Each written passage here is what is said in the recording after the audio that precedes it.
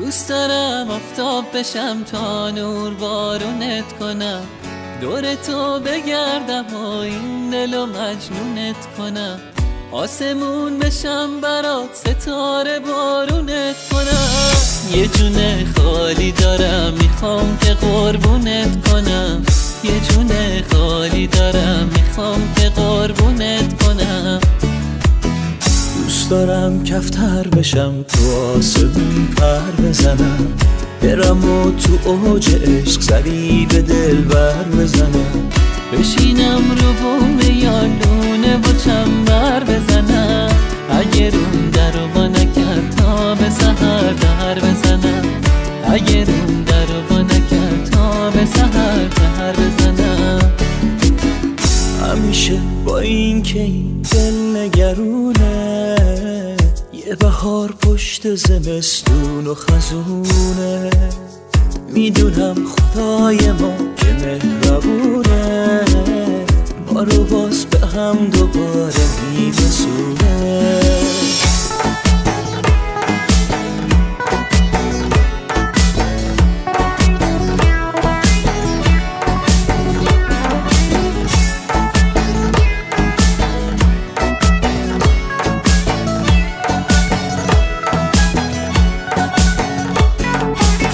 دوست دارم با تو باشم تا باشه دنیا، هم تو بیداری یا هم تو خواب و رویا، واسه تو آواز بخونم مثل قدیما. گل اومد بهار اومد میرم به صحرا، عاشق صحراییم این نصیب و صحرا.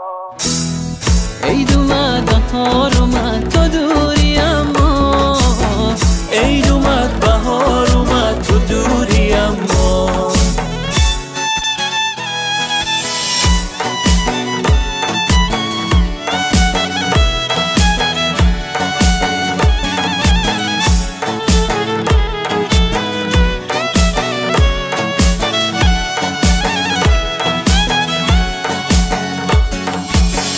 همیشه با این که این دل نگرونه، یه بهار پشت زمستون و خزونه، میدونم خدای ما که مهربونه، ما رو باز به هم دوباره میرسونه.